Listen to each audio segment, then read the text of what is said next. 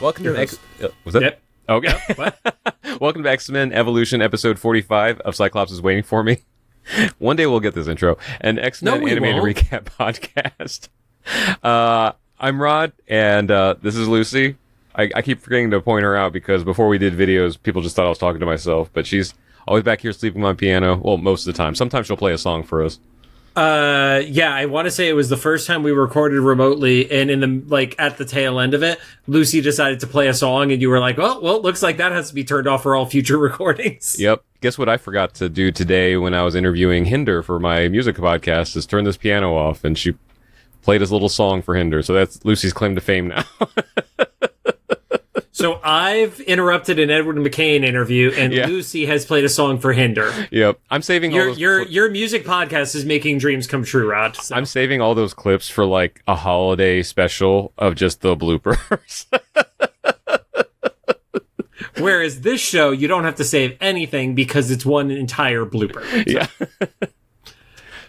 And I'm JC, and what you guys missed in between episodes, which sadly we did not have the camera recording, Lucy rolled over and Rod had to catch her before she hit the ground as she was sleeping. Yeah, she was sleeping. She was so sound asleep. She was like, she got like this far, was dangling off. I was like, here you go.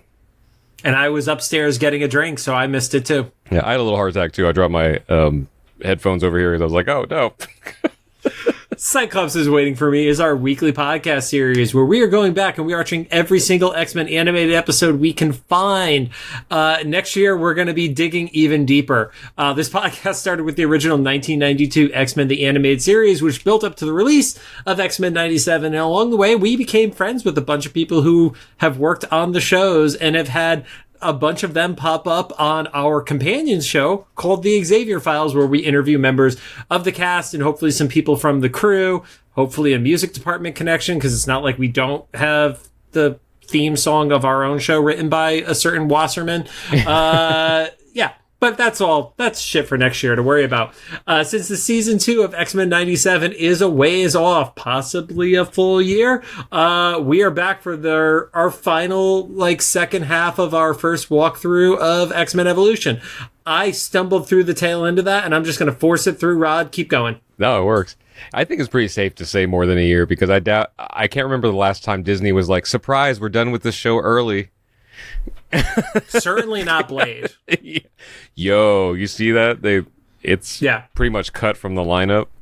It is as of today, we got the news that it is delayed indefinitely. That is the exact phrasing from Marvel on this. Just to put in context, that movie was announced a couple months after Endgame. Mm-hmm. This 2019. And then his voice was in the end of Eternals. Yeah, which makes me sad because I know the joke is Eternals doesn't count, but I still think it's not. It still counts. It's not the worst thing Marvel has made. I would get if you're like Iron Fist never happened. I think all of us would agree that'd be better. But Eternals, that's Netflix. That's Netflix. Yeah. So it doesn't count. Or even Secret Invasion. That. Okay, agreed. That was in 612 universe. That didn't happen here. Anyway, some quick reminders. We're a recap show about a series that started over 20 years ago. It was the final season. There will be spoilers. If you don't want spoiled for you, pause the podcast, watch the episode, and come back. We're currently not sponsored by or affiliated with Marvel Animation, Disney, or Disney Plus in any way. And don't forget to follow us on social media at Cyclops IWFM Pod on Instagram, TikTok, Threads, Twitter. As of today, I still haven't made our Blue Sky account, and I keep forgetting to post on Threads, and also Facebook's there. And more importantly, make sure that you're following us and setting your downloads to automatically download our episodes on your favorite podcast services, and also give ratings on podcast services, because damn it, we want to be number 1 on CastBox. Yeah, I didn't even... do we have an update on that or anything? No. We'll do it next time. We probably haven't moved at all because there's nobody on there. Or People literally download the CastBox app and they go, no, and they just delete it probably. It was like me when Pokemon Go first crashed on my phone. I was like, I don't care enough about this. The first day? Yeah. Yeah, because it was the least stable release of the version, that app. I was like, you know what? I don't care enough about this. Meanwhile, I have not missed a login since July of 2016. Yeah. Nice. Oh, yeah, you were there from the beginning when people were still I was on day one. I want to say it was a Wednesday, and I was literally picking up my comic books at Golden Apple and was like, whatever the most basic shit possible, I was catching it on La Brea and Melrose in LA. I was going to ask if you had swung by that fountain that's in the middle of Hollywood that everybody used to congregate at for some Pokemon thing. The fountain in Hollywood? I even think it was a dry fountain or something. There was a spot in Hollywood, like I think on Vine or something, or near Vine, that I remember there always being like, although to me everything was congestion, so who knows?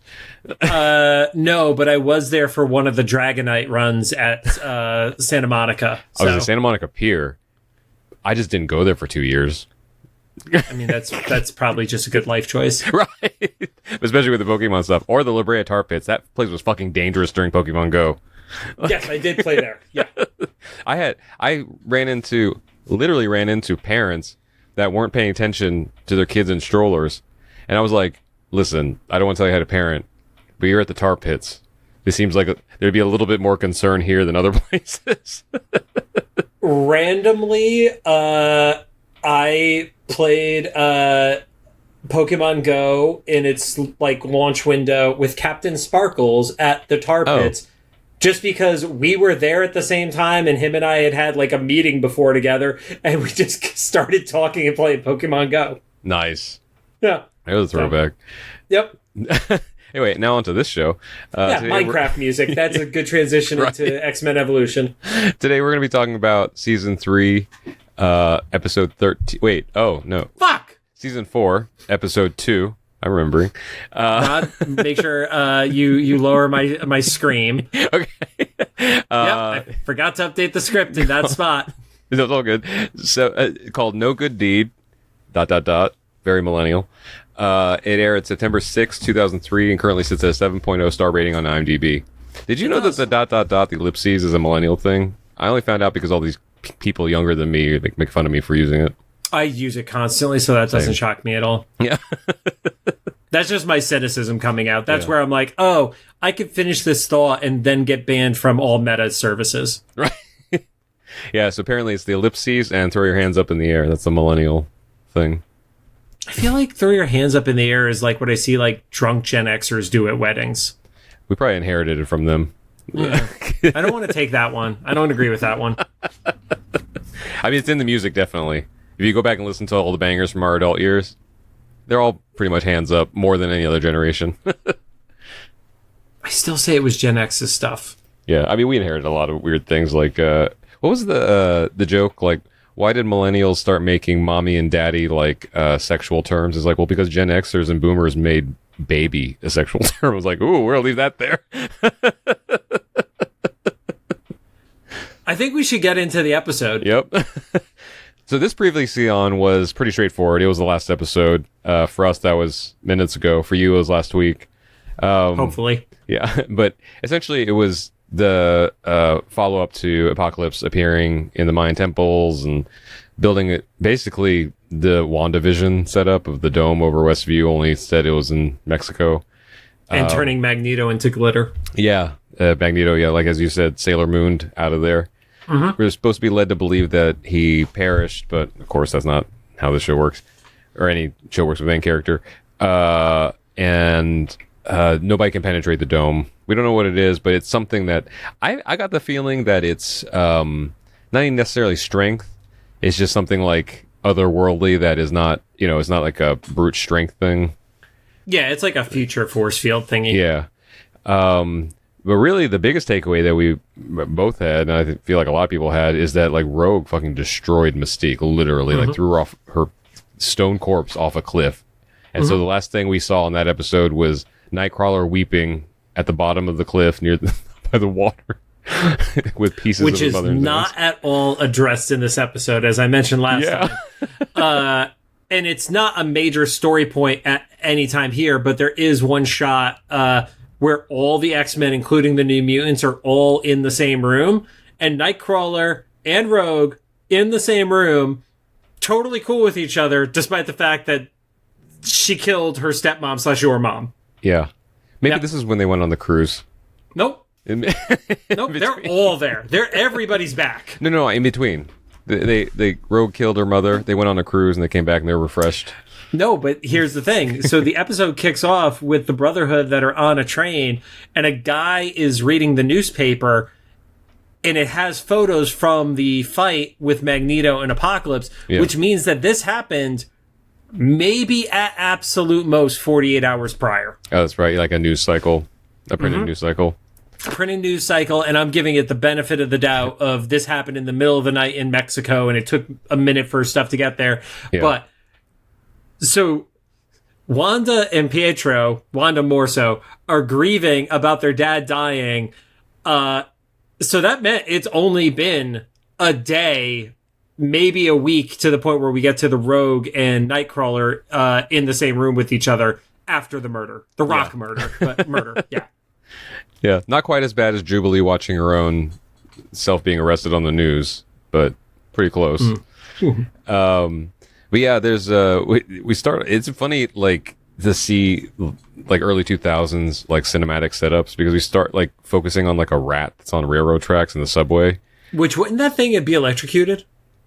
I honestly don't know. I mean, I remember. Because isn't it the third rail's electricity, or is that an urban legend? Like, I legit don't know. Yeah, I don't know either. You know, I'll say there has to be something else going on there, because at least I know this is New York, so in LA, I was taking the train actually to LA Comic-Con a few weeks ago, and I had to call the police because there was a person that was not of sound mind running on the railroad tracks and not being electrocuted. Not being electrocuted, at least visibly. If he was, and he was on some hard stuff that made him not feel it. Some great meth. Right. That's some Bakersfield shit right there. And I called 911 because I was like, I know that a train is coming soon because I'm waiting for it. And he's on the tracks. Right. And I don't want to start my Comic-Con with that. I think that was a good choice. Yeah. But yeah, he was electrocuted. So I don't know. At least there may be a possibility that it's not, but I don't know. Yep. But yeah, it almost basically gets run over by a train. I don't know. That might have messed things up, right? Because isn't the whole thing about trains like things like that? Like when they told us as kids, trains above ground. Like if you put a penny on the railroad tracks, that's bullshit. Potentially do it. Okay, that's bullshit. That I know that one's bullshit. Gotcha. Yeah. So who knows? But the whole point of the rat and the train thing, the train tracks thing, was to go into the subway train, and in one of the cars is the Brotherhood, and they're, like you said, they're reading the newspaper and all that stuff. Well, there's a single dude reading the newspaper. Yeah, who's not with the Brotherhood. But I guess he kind of figures out because Quicksilver like takes the paper from him. Right. Quicksilver sees that Wanda is bothered by the headline, so he runs by and grabs it, and he does it so fast that the dude's toupee is like off to the side. And then it's like, that kid didn't really move at normal human speed, so maybe I should fuck off a bit. Right. Everybody else in the car. Well, I guess that's what I think the least believable thing is how few people were on this subway in the entirety of the subway, not just like this specific car.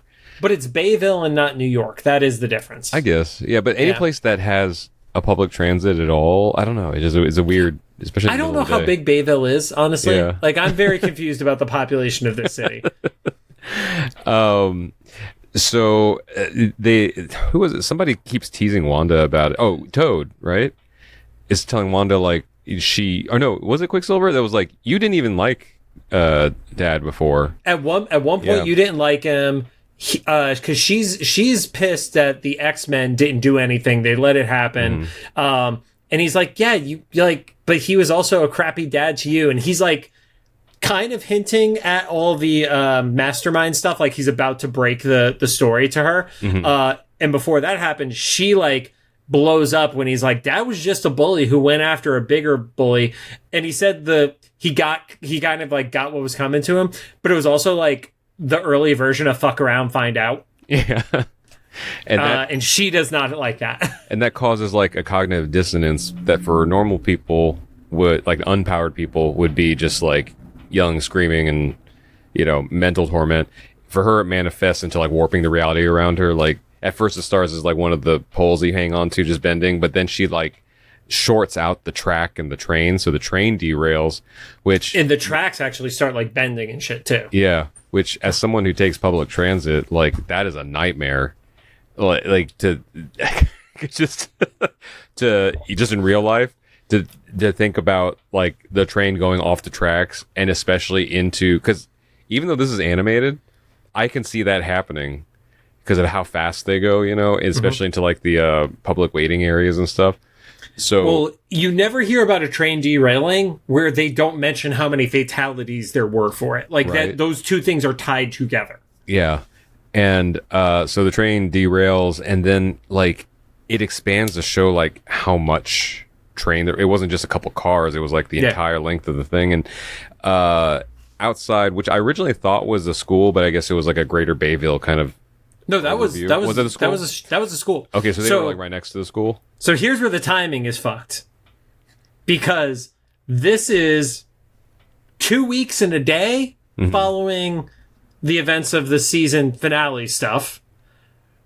Why are the kids in school if Scott and Jean just graduated 2 weeks prior? They're given rides? No. I don't know. But they wouldn't be there unless they're all such bad students from missing class to go fight other mutants that they're all in summer school. But that's me being absolutely pedantic. Given this school, there was probably military training, because why not? But they were at the school, not the institute. No, that's what I mean. Because remember the school, they had that field trip where they had to go climb a mountain or some shit? Oh, yeah. You're right. Bayville is a fucked up city, dude. Weird, yeah. So Scott arrives, and he's like, what the fuck is that? And Kitty runs up. She's like, we think there's a subway fire. I'm like, I don't know how you just deduced that, but sure, let's go for it. Yep, I had that too. I was like, how does Kitty know that? That's why I thought, like, okay, maybe this is not the school. But no, that was definitely the school. Yeah. So there are problems with this episode, right? And so Scott and Kitty go to where the fire is. Bobby was there too. Okay. And then the Brotherhood is in the train car, and initially they're stuck. And finally someone yells at Blob. He's like, Blob, make a door. And he just punches his way out. Well, Lance sees that there's like some sort of leak that might spark and catch. Oh, that's right. Toad loses his goddamn mind. And then Blob is like, I'm just going to barrel through shit. Yeah. I think Blob is the only one that if this actually exploded, he would survive it. I think he would survive it. Yeah. And he kind of, I guess he knows that the sides aren't accessible because they're in the subway. So he breaks through each of the train cars. That's when we kind of get a better idea like how many cars there are. But there's only 3 people in total on this train. And no, there were more than that. Well, later they give a different count. And it doesn't include the guy with the toupee that had the newspaper. Mm-hmm. So I don't know what happened like there, but or maybe they were already dead and they didn't worry about it. I don't know. So on the way out, though, everybody else is following Blob. There's a little old man that like grabs onto Toad and is like, save me. And Toad's trying to like wipe him off like a bug. He's like, because Toad stopped to literally pick up a wallet. Oh, that's right. He's like, ooh, money. Yeah. And it was that guy's wallet. Mm-hmm. And he's like, please save me. And he's clinging on to him. He's like, gross. And then he just gets on his back, and Toad's still trying to like get out of there. So he just goes not to save the guy, but in spite of him being there, and like kind of leaves. And you can kind of tell what's going to happen here, because then like I think was it Quicksilver? No, Lance walks by a little old lady. So there's a bunch of people who are running through, and as they're all walking by this woman who it looked like her wheelchair had fallen over, and she couldn't get herself out. And Lance hears it, and that's where Lance stops to help her out and pick her up and get her out of there. And so outside the subway entrance, I guess, on the street, there's a bunch of news crews there and stuff, because congregating near an explosion, I guess, is a smart idea. And everybody's like I said, there are problems with this episode. Right. Everybody's running out of the subway. And Toad like kind of flings the guy that's on his back off. And he doesn't just fling him off, he kicks him away. Like he gives him like a mini like Sparta kick. Yeah. And he's like, ooh, get off me. And then the news crew's like, oh, he saved him. And then the guy's like, yeah, he saved me. And then he's like, is there anybody else down there? And they're like, 2 more. And we're like, how few people were there down there? I think we're given the impression that between the initial Blob run up and then when the old man gets kicked off, that like the other people got off. I think it was at least like 2 dozen people total, but they're not going to animate all of it, you know? Yeah.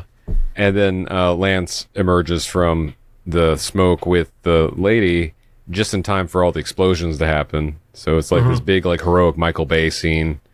And the news crew. But he didn't dive with the woman in his hands, because that would have been the Michael Bay moment. Yeah. He like kind of did it. He did the like the slow-mo, like I'm ignoring the fire behind me vibe. So yeah.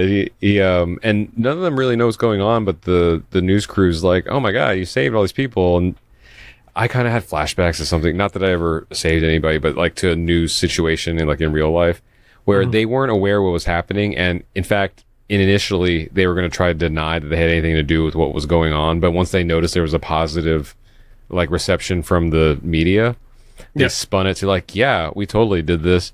We're called the Brotherhood.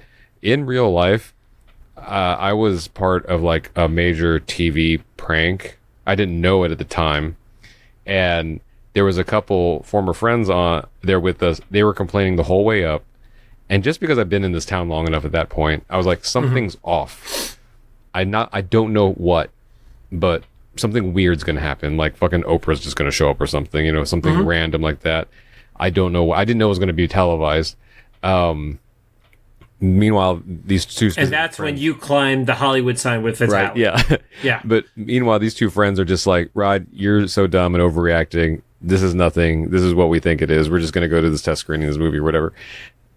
For literally the 3 hours before we get to the, and that was part of what was weird. I was like, it's taking 3 hours to get to this test screening. Like something's off, and they're busing us to the anyway. It turns out we're in this big elaborate prank that was televised on national television and stuff. And then when it was over, the news crews swarm us, and these two they start approaching me and somebody else that was with me about like asking questions, and then these two friends that had denied it the entire time physically like push us out of the way, or like, well, we had it figured out from the beginning, and they give this I noticed how you phrased it as former friends. Yeah, this is a whole bullshit story. I was just like off to the side. I was like, if they didn't lock our phones up so we couldn't record any of this, you would have been recording the entire time. I wish I would have had this and stuff like. So I've been keeping that to myself for years. I'm glad that there's finally like a little place to kind of subtweet this, because I just need to get this frustration out. But I felt it when this moment happened with the Brotherhood. They were like, yeah, totally. I was like, I know the real life. Gosh. That's kind of like to a little bit of extent. Like there was recently all the stuff about Mr. McMahon coming out and Vince, and there was like 6 anonymous writers who spoke to Sports Illustrated. Oh, okay. And they described things that were like, it was awful, and then this, and this. And I'm like, I'm not denying that it's awful. But the stories you just told about why it was awful, I could say a lot more shit, and I'm not going to. Yeah, right. So... Anyway, because I am scared of NDAs. Right. I can't wait for some of these to end, though, because I'm writing a book soon. Or not soon, but in time for retirement, we'll put it that way. Nope. But as they're all taking credit for, Wanda sneaks away. I love that a continuing thread is, in this season, she's the only one that makes sense in the Brotherhood. I mean, she's still, like, kind of mixed up, but she's like, yeah, I'm not going to be part of that mess. Like, no, that's a lot to remember. Yeah. And Quicksilver is the one who's like embracing it along with Toad, as Toad is telling these stories. And Quicksilver's like, you could call us the Brotherhood. It's like, oh, I want to punch you in the throat. Right. And then we kind of pan over, and I think this is a new situation where Principal Kelly is running for political office. For mayor. Mayor, and him and I guess his campaign manager are watching a new ad about him bringing something up, the Mutant Registration Act, which is, like a canon event for X-Men. And she's like, I think this will like rate high with voters and stuff. And then immediately afterwards is the Brotherhood saving. And the way they worded it too. It's also because I did one, speaking of my WWE days, it's a very well done political ad. Mm-hmm. Obviously not agreeing with the sentiment that he's giving, but how it's written. I had to do a parody ad once for JBL. Oh, yeah. Because he did a vote for JBL for Cyber Sunday, so not obviously a real political thing. Uh-huh. But part of my professional career for a few months is I was a professional copywriter for political advertising. So the things that they were hitting, I was like, yep, nice. Yep. I was like, oh, I mean, obviously it's parody, but it's like, yeah, they nailed how those ads were written to a T. So, oh, that's great. You should, both people listening and you, JC, check out. There's a creator that we're kind of in similar circles, named Philosophy Tube, Abigail Thorne. And she just posted a short that I'm assuming is a clip from either a video that's coming out soon or already out, where she kind of gives like a political statement, but by the end of it, you realize she said nothing. And she was like, so what I've just done here is I've sold you a sentiment, right, and nothing concrete. And I was like, what a brilliant, like, I love that. Like when she's so good at illustrating these things. It's like, I always know there's something off about this, but I don't know how they get away with it. And like that little like moment that she demonstrated, she's like, I used enough words to set up the tent poles of a feeling for you. The best part, this episode is going live to the audience the day before the election. Oh, Jesus. The literal day before. God. Well, we're all staying home for the purge, so like I watched that during the 2026 election. Jeez. Sorry, 2016. I am horrible with dates today. I mean, it doesn't matter anymore. We're gonna go away. We still got a week and a half for that asteroid, Rod. Your vote. Yeah, asteroid 2024. Or who knows? Like maybe Agatha will reach out of the screen and save us all. Or it's going to be like what is it? Not the well. Oh, the ring. The girl, the ring. Yeah, the VHS tape. Yep. Yeah. Perfect. Yep. But Kelly's campaign manager is like, oh, maybe we should change your anti-mutant stance. He's like, no. We just have to change the public perception, which again, it's more really perfect timing right now for all that. And I don't want to dive deeper because it's depressing. No, yeah, everybody, you know already. Everybody knows. Yep. And back at the mansion, Kitty and Scott are visibly and verbally upset about all the press that the Brotherhood is getting. Which is it literally is like cities praising the Brotherhood, and she calls it baloney, which it's like 90s. I get you can't swear, but it's like God, just modern era. Just say bullshit. Like just yeah. Although she was pretty young, I guess. I remember kids saying baloney. Maybe not when a teenager, but yeah. And Scott goes to Xavier, and Xavier's trying to be like a little bit middle groundy there, where he's like, it's probably good that the public perception of mutants isn't just full of hate right now. That does kind of suck, right? Where you're like, well, technically our mission was to be accepted by non-mutant humans. Yeah. And that is happening. We maybe should have been more specific with that goal, that it would be with us. Mm-hmm. Yeah, but I mean, technically Xavier's mission is all mutants get accepted. It's not solely his side of it.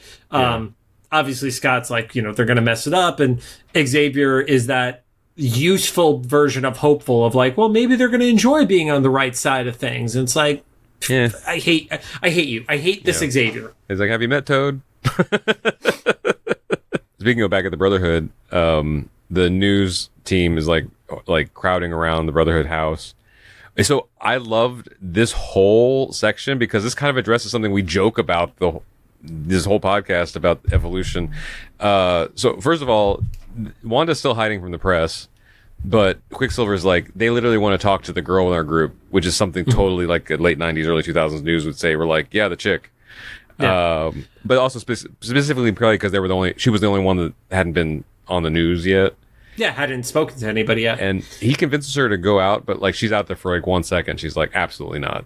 But I also she's like, this was my fault. I caused it. He's like, you don't know that. They don't know that. And it was really just like, he's so good at gaslighting her right now. Yeah. And he's so good at it. I love how they're showing it's not just the politicians spinning things. So it's like on one side, the anti-mutant side, Kelly's like, yeah, we just got to change the perception. Quicksilver's doing the same thing in a less organized way. Like he's just kind of figuring it out on the fly.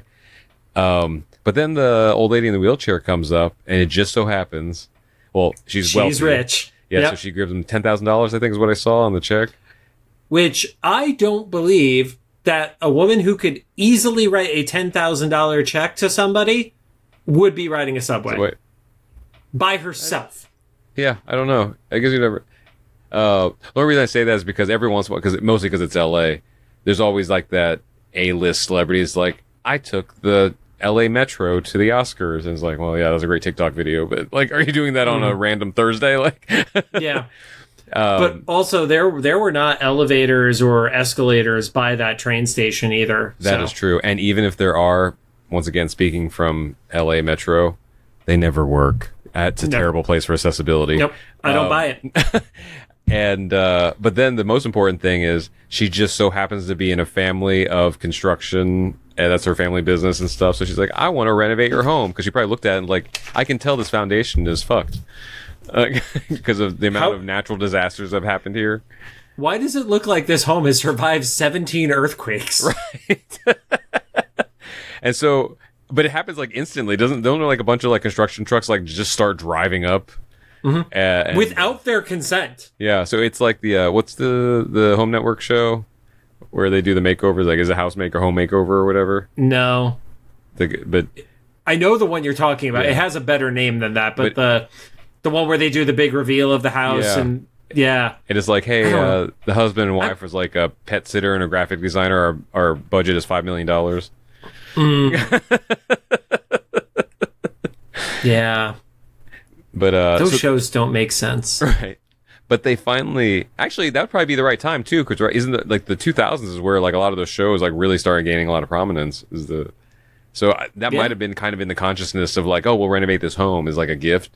But I love that that's kind of addressed, because we made so many jokes about like, wait, how can they explode this floor, blow this up? Nick kicked the door down, Lance creates earthquakes, and like, what is happening here? And they kind of fix it.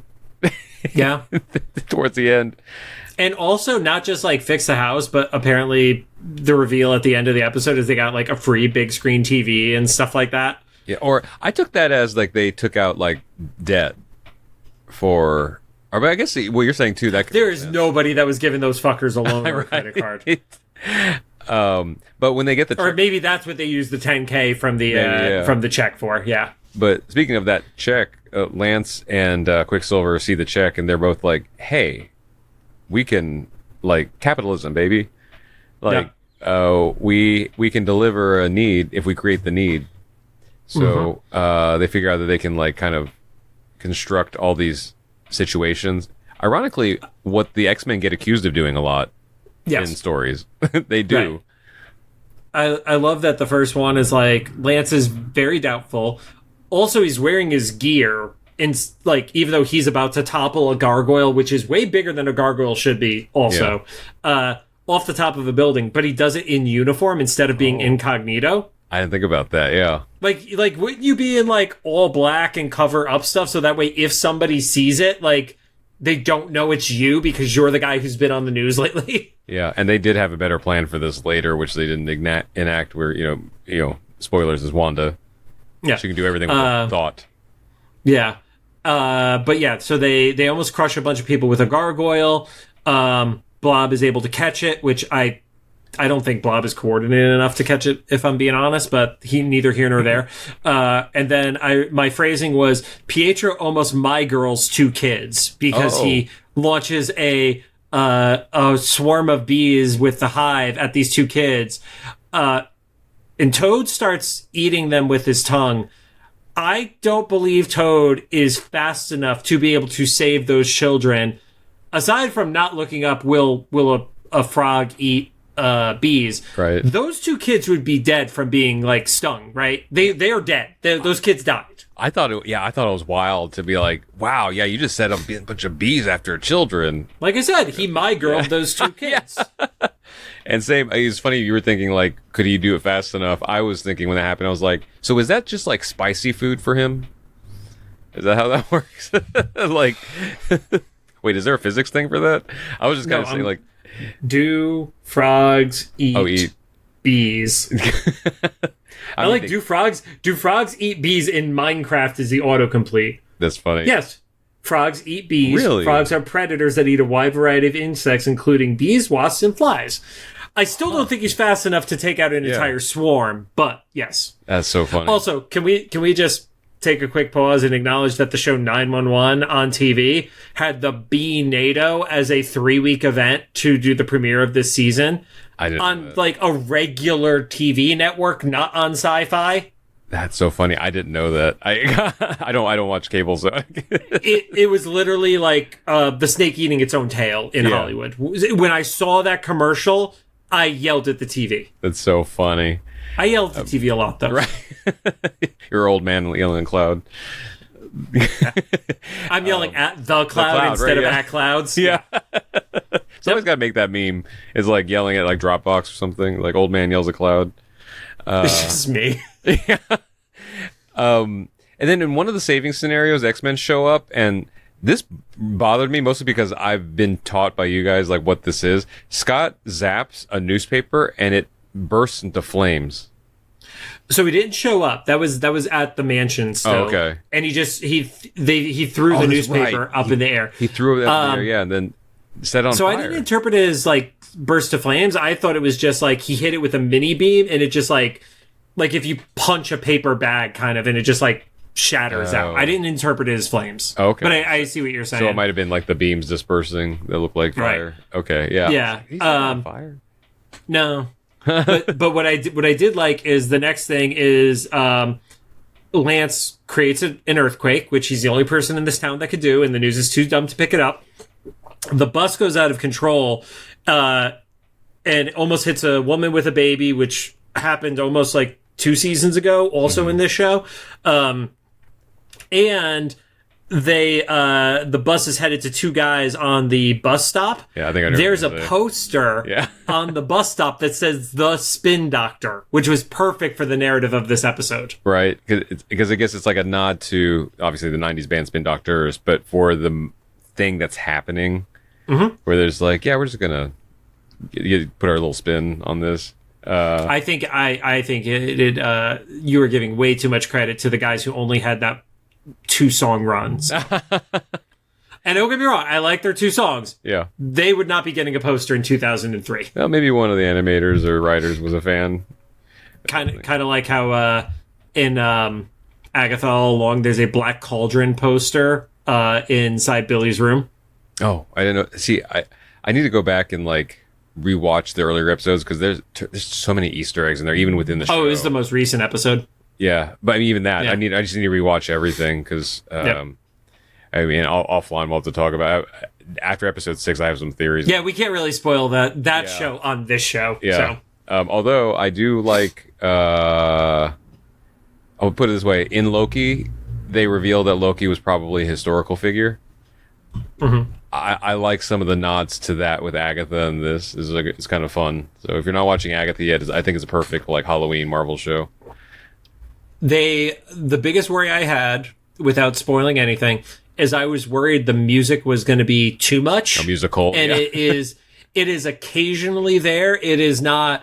I was worried it was going to be the full series is a musical. Yeah. It is not that. It's kind of like WandaVision, where there's one song done by the Lopez's, who did the WandaVision theme song and also Frozen. Do one main song that's reinterpreted throughout the series, but also there's real versions releasing in our world, like our. So Japanese Breakfast did a version of Down the Witch's Road that just released, which. It's funny that I'm a huge fan of hers. Japanese Breakfast is actually a Korean American lady, but like she has a great version of Witch's Road. Is kind of reminiscent to like the rock version they do, but it's totally like kind of her own thing. So I love that we're getting versions in our world of that song. Anyway, so Spin Doctor in the bus stop. The X-Men are like even more jealous than before, but also suspicious. And Kurt teleports onto the dinner table with his shoes on, which is just gross. Yeah. Especially I'm an Asian kid who grew up. I wasn't even allowed to have shoes in the house. We had to leave that shit in the garage. Then he basically says the newspaper is saying they have a higher approval rating than the police chief. That's a totally different perception in 2024. Right. And then Xavier's like, it's been very coincidental. Almost too coincidental. Like, it felt very tropey when he was like, I think something's up. It's like, no shit, something's up, Xavier. Like, did that take your psychic powers? It's like, yeah, psychic powers. That's what that was. Bad Xavier. It's a bad Charles. And then we see the Brotherhood are driving away, and they're hearing Kelly on the radio. And Kelly actually kind of calls it out. He's like, I still think that their mutants are a problem. For all we know, the Brotherhood is causing these problems. Yeah, he was actually spot on. And so the Brotherhood go to, like, fuck up his headquarters. I think they blast a hole in the ceiling or something, right? Like, it looked like it was pretty messed up. I don't remember specifically seeing a hole in the ceiling, but I do definitely, like, the whole thing was, like, shattered. Like, the stage and stuff like that was all fucked up. I feel like if you're a politician, you should hire at least one security guard for your campaign place, especially if you're verbally attacking mutants. Yeah, or maybe he did and they're all dead. Hopefully. Yeah. And he arrives to see all that, but then the Brotherhood are waiting for him. And they basically do, like, a classic shakedown of, like, maybe you should stop this. Well, what if I'm not going to stop it? It's like, well, we're not going to be nice. It was very, like, mafia coded. Yeah, that's what I know, too. It's like there was, like, a Soprano-style shakedown, except they're kids, so they're not good at it. So, like, it was corny. I mean, not corny from the writing standpoint, but corny from the character standpoint. And also... Like, they're all trying to be tougher, even though they should be more intimidating based on what they could physically do. Yeah. And also just didn't, what's the rule, like check the perimeter or whatever? Because at first it looks like just Scott shows up. But then one by one, virtually everyone shows up. And again, to what I was alluding to, Rogue and Nightcrawler are within close proximity to each other. Yeah. 24 to 48 hours, maybe even give it benefit of the doubt. This is a week of this shit going on. A week prior, Rogue broke the statue of her mother in front of Kurt. Yeah. Man, you'll be that funny. Still fucks with... I think this is the problem of when we do recordings, because I will get hung up on something in the first episode, and when it's not addressed in the second episode, I just get angry. That's fair, though. But you'll be really, really funny. Not for you, but like for the frustration point is like if in the next episode they do deal with it, but it's like really heavy and intense, but doesn't fit. Yeah. Because it's a full week in between where they seemingly were okay with each other, and Kurt is not grieving because he's standing on the kitchen table. Yeah. Or if they pick up and Kurt's down at the shore with the pieces. No, that's sinning. That's not okay. That's like talking about Jean being dead when she had already resurrected. Yeah. And so all the X-Men come, and there's not even a fight. Was it Lance that was like, not today? No, Lance is ready to go. Oh, Quicksilver was not today. Yeah, he's like, we're gonna get our asses handed to us. Yeah, which is smart, because individual X-Men can beat the Brotherhood, because Wanda's not there. Now come to think of it, that's why Wanda was kind of written out, right? Because she would have been like she's too strong, the winning wild card. Yeah. So without Wanda there, they each could be individually defeated by the X-Men, let alone the entire team, like more than like double their numbers. Yeah. I mean, maybe Berserker could get taken out by Toad, but who knows? Imagine being taken out by Toad of all of them. Imagine being Berserker. Right. And the Brotherhood retreat. Kelly is still mad at the X-Men. He's still pissed at Scott, which is great. It's bold. And just reminding everybody, they're not the same age. Kelly is a full generation above these kids, presumably, because he was their principal, and he reminds us that he was their principal. So this is an adult, like who's mad at kids. Yeah. Actually, two of them are adults, I guess, that still show up to school. So maybe you have Jean, you have Scott, and you have Wolverine, who were the adults in the room. Yeah. Maybe that's why Kelly was upset with Scott. He's like, you keep showing up to school, but you graduated. I hated you then, but I hate you more now because you don't even have to be here. Actually, it's kind of illegal for you to be here now. He's picking up kids out front. It's not illegal at that point. No, in my head, he's like still showing up to class. He's that much of a nerd. Yeah. Back at the Brotherhood house, Lance is super upset. Yeah. That they got foiled. He's breaking the house. Yeah. That just got repaired.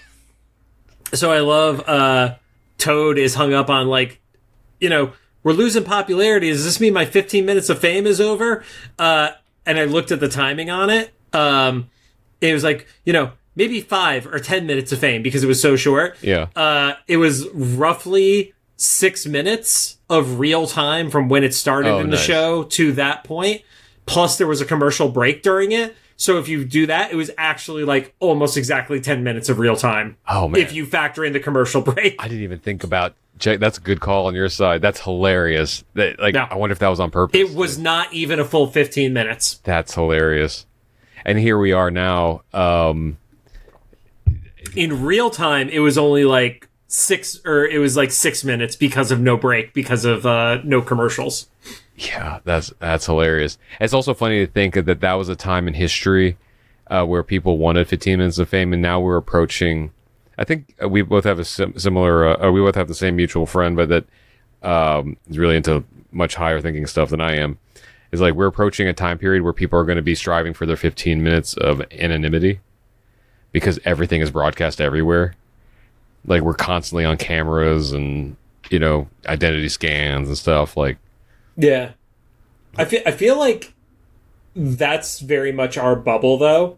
Because there are the people who are from, like, the middle of Idaho or something like that who don't see this constant exposure and still strive for it. Well, also, we literally just added video to a podcast. Right. And you launched another podcast. So I just mean like culturally collective because even now everybody's trying to like protect their data online and stuff. Mm-hmm. That's probably the number one thing you see is VPN ads, right, on influencer stuff. Which most of them are bullshit and don't work. But aside from that, yeah. Tom Scott did a great video about that if you want to check it out.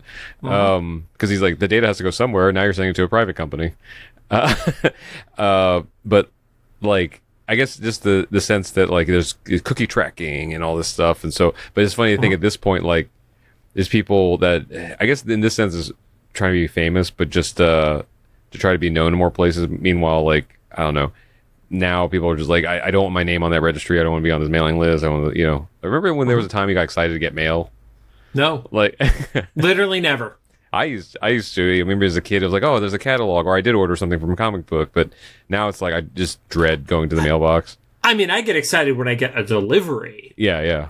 But I've never been excited for mail. So, but yeah, and then Blob is like, I'm just kind of like tired. It's hard to be a villainous hero. Yeah, I think it's because they went from being lazy around home and then only leaving the house when they needed to cause trouble to now like they have to go manufacture the work and solve the problem. Yeah, they have to go cause trouble and then solve the trouble. Yeah. And then they're like, well, maybe, or what was it? There was something with there's more manipulation of Wanda at that point too. Yeah, so Quicksilver kind of works up Wanda. Yeah. It was kind of surprisingly short. I actually rewound it a second to see if I missed something, but he just kind of like plants a seed in her head. Mm-hmm. And then, and then they also had mentioned that the only thing they have going for them is this ribbon cutting at the zoo the next day, which was page 3 of the paper. Page 3 of the local paper. Which is that was their 15 minutes of fame at its downturn, was page 3 of the local paper. Which ribbon cutting at a zoo is a hilarious late 90s trope. I know this is early 2000s, but just like, okay, sure. So then we cut to the ribbon cutting. Which, I gotta say, the plan for the ribbon cutting didn't feel like it was well thought out. Because the ribbon was being held by 2 elephants. Yeah. That were not in any sort of pen or anything like that. They were just walking around with no handlers near them. I will say this as a guy that my first job out of college was running sound for various events, and I had my fair share of ribbon cuttings where they physically cut a ribbon. Mm-hmm. I have never been to one in person. I want to... it's probably best I don't remember what city it was, because this mayor... Although, if you knew where I was, and you remember, leave in the comments, because it's not my fault, but there's a mayor of a city that I was nearby, where I lived on the East Coast. They did a ribbon cutting. He was unaware that the giant pair of scissors was an actual pair of scissors. That could cut. Yeah, because you're cutting through a ribbon. And I think in his head it was like, it's so comedically large. Of course, they're not real, but that he thought it was just like cheap plastic, like you'd give to a child. So yeah, even though they're like clearly metal, like, and so he snapped at someone's head as a joke, and it missed this person's face by like half an inch, and they were like, those are real. That's how he cut through the ribbon. It was a super awkward silence between like, because there was military there, just as like, I think they might have been part of the celebrity. And stuff. How close were you to this? Roughly, like I was 15, probably like 20 feet? Yeah, probably like 10, 15 feet behind that mare. I was just like sitting there like, I almost witnessed a man get his nose snipped off. Yeah, you almost witnessed a murder if that dude was 1 foot over. So if you end up getting asked to do ribbon cutting, know that they're probably real scissors. So unless they, I don't know, sometimes they do the fake thing where the ribbon's already cut anyway, but I don't even know if they do ribbon cuttings anymore. But they're at the zoo doing ribbon cutting. Like you said, weird situation with like wild animals and stuff. And then this is more smart, like superhero writing. This goes to my thing where like I feel like this is actually a superhero show now. The X-Men are there because they know that some trouble is going to get started, but then they use Wanda to sabotage the X-Men. Like Wanda takes off Scott's visor, and at first I was like, well, he's not controlling it. Then you realize like she's manipulating him to like continuously blast, which we saw back in her debut fight that happened in the abandoned mall, where he couldn't stop shooting because she literally wouldn't let him close his eyes. Yeah, and then same thing with like gets Bobby to like make ice on the ground. So like I don't know if I'll ever get the image of a elephant sliding across a patch of ice out of my head. That was hilarious. And almost landing ass first onto a dude. Right. Yeah.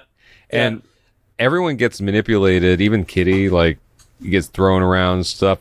For a long Kitty while, gets thrown into a crocodile pit, and then gets broken out of it, and the crocodiles are able to just like crawl out.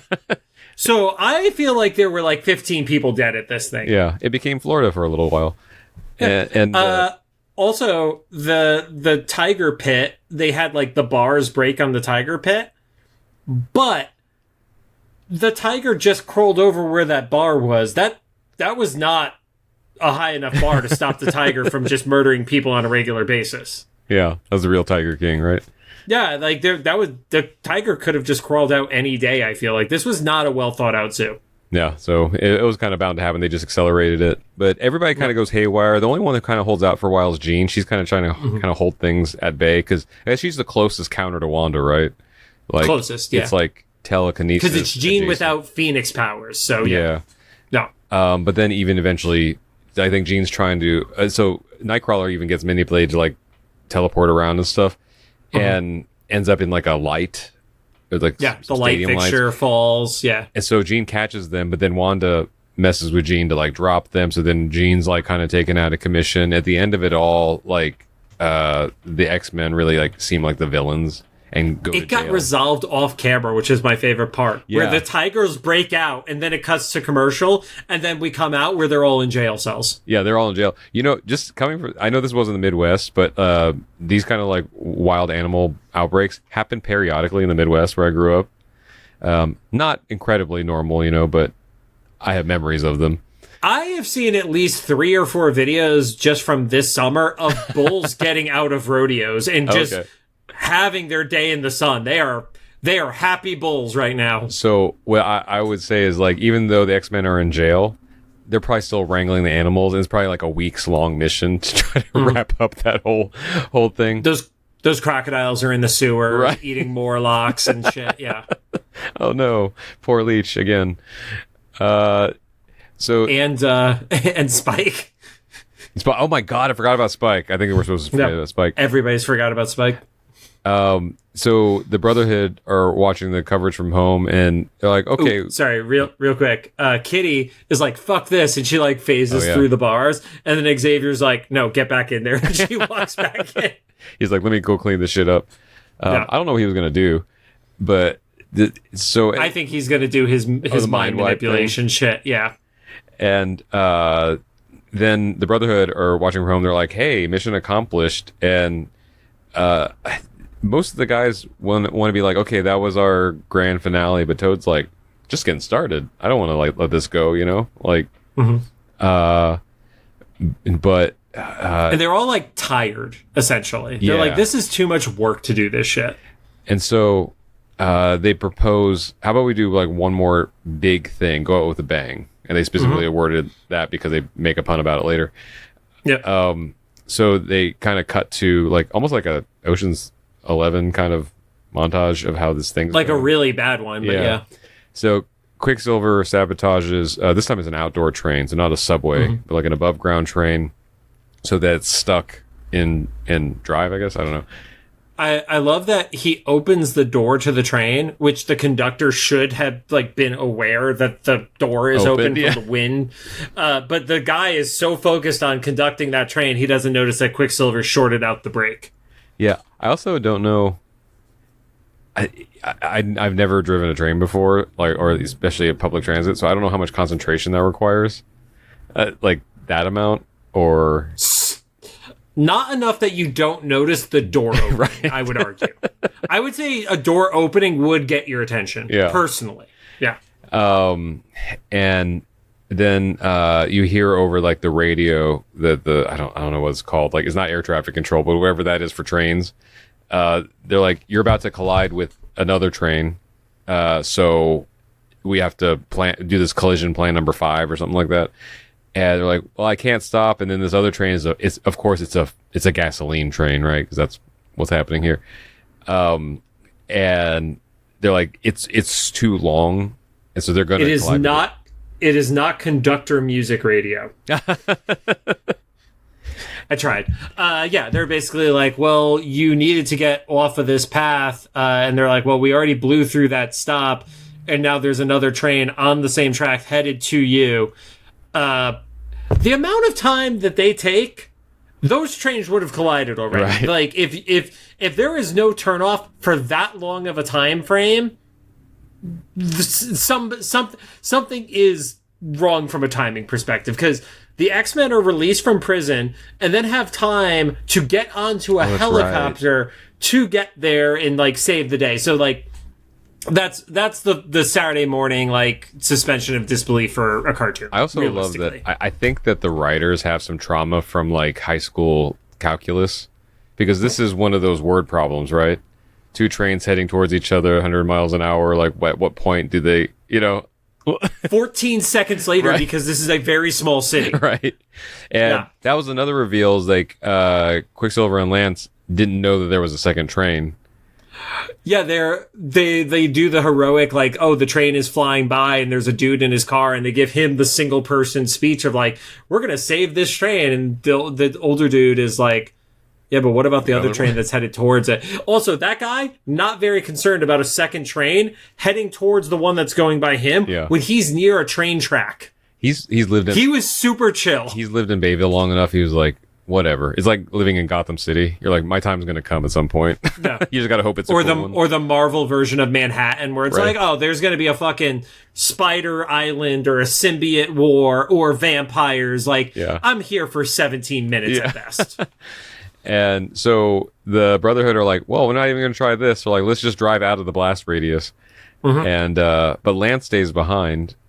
And the X-Men, like you said, have enough time to get released from prison, get on a helicopter, get there.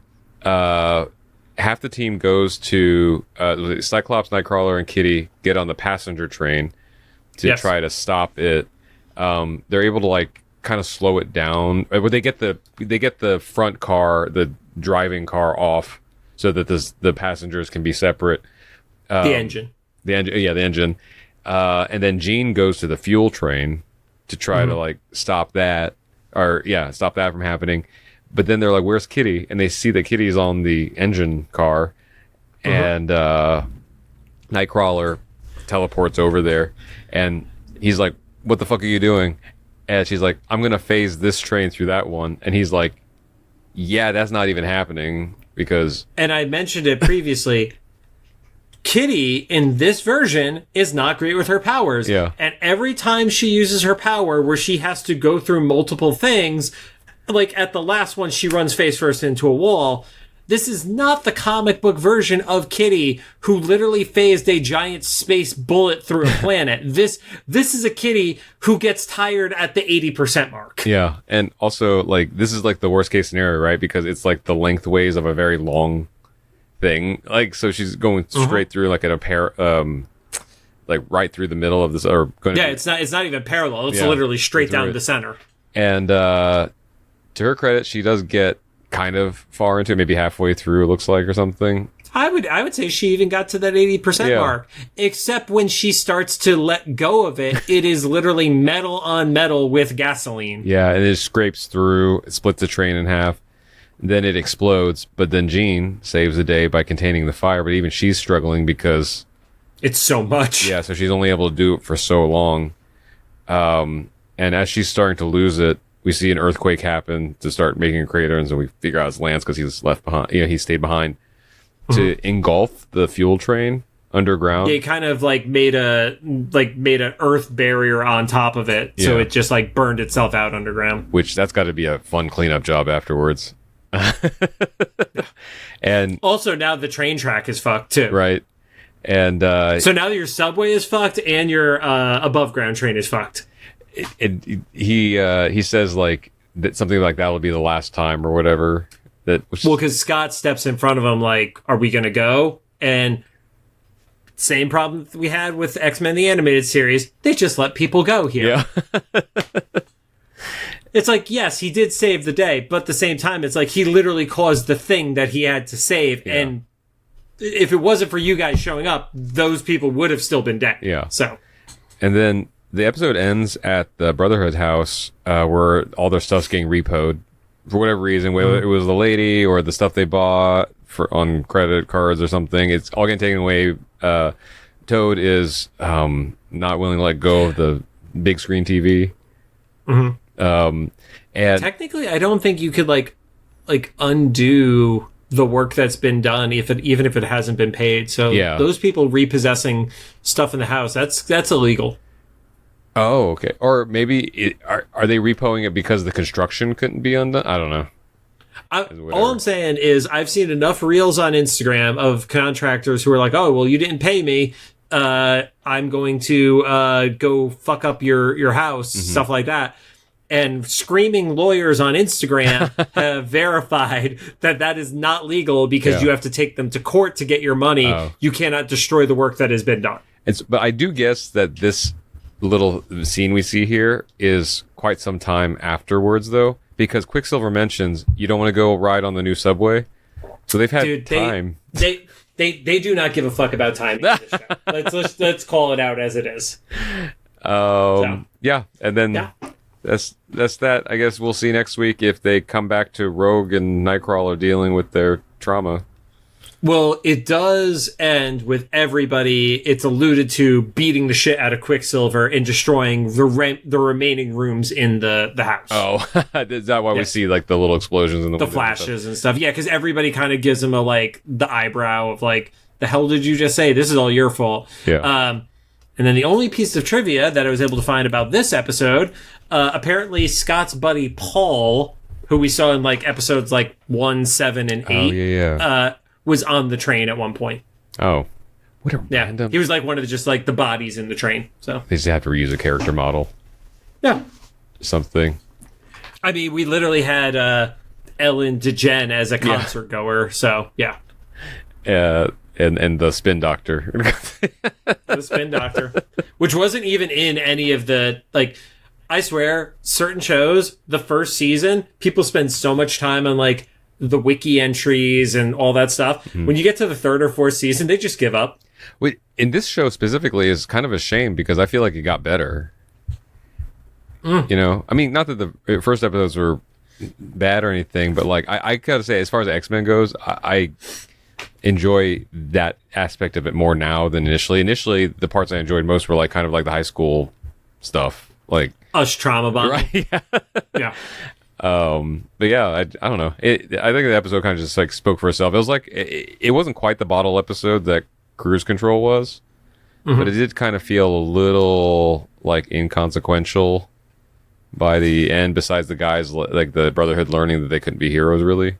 Well, it was very much one of those episodes where everything was wrapped up and the status quo returned to what it used to be. Yeah, very Simpsons. So unless there's some sort of ongoing Mayor Kelly election story that goes into the next episode, then it's very much the cool, we are back where we started, except there are fewer trains that could come into the city. I guess that is the thing that maybe that is a small piece of forward moving story is the Kelly stuff, is the mutant registration. And I mean, honestly, with the Kelly stuff, I feel I want a payoff from this guy before we get to the series finale, because there was still that weird interaction with him and Xavier where Xavier could not probe his mind like everybody else. And I hope that wasn't just dropped, but I'm also like, I don't know at this point. Like this show has done, it's made decisions that I don't love. It's not that I dislike the show, but I felt like there wasn't like a lead on it throughout the entire thing. Yeah. You know? Yeah, oh, hell. They got 7 episodes to wrap this shit up, so and one of them is a Morlocks episode, I know that, and another one is with X-23. Oh yeah, another X-23 one. Yeah, okay. I do know that there's at least one more Morlocks episode. There's an episode focused on Gambit, because that was the one that Cosmo was almost our guest on before Remember It aired. And then there's another X-23 episode, because she had 2 appearances in the show before her comic book debut. So very cool. Well, yeah. I don't know. That's any last thoughts on that? No, I mean it's fine. Yeah. I know this is where you and I differ. I like a little bit of like the teenage drama. Like Jean and Scott still haven't had the conversation yet. Mm-hmm. I would love for them to have that converation before the show ends. I don't mind it. It's just that, like, I really love superhero stories, so, like, it's just kind of fun to see them in some more action. Well, from what I understand, what we are definitely covering in 2025 is very superhero show focused, so you'll get to return to form with that. Oh, with that, yeah, because we do have another actual show. I mean, technically, we have 3 more shows. Yeah. But I mean, like, one more show that, like, maybe most of, like, the American audience has seen. Yes, stuff, that's a valid. Yeah. No. But yeah, and hopefully next week we'll find out what the fuck happened with Rogue and Nightcrawler. But thanks for joining us. If you have any thoughts, make sure to drop them in the comments for either the YouTube upload or official Instagram post about this episode.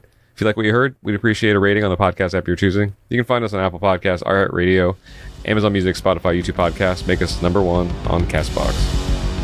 Fucking what?